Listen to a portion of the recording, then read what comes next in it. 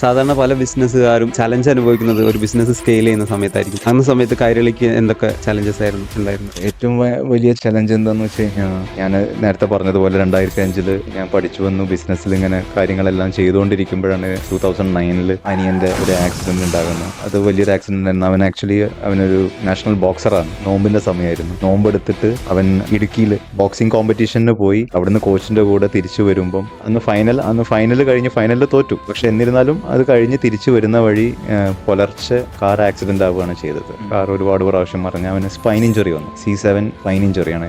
അത് ആർക്കും വരാതിരിക്കട്ടെ. പക്ഷെ അത് എല്ലാവർക്കും ഭയങ്കര ഒരു ഷോക്കിംഗ് ആയിരുന്നു. എല്ലാവരും ഹോസ്പിറ്റലിൽ.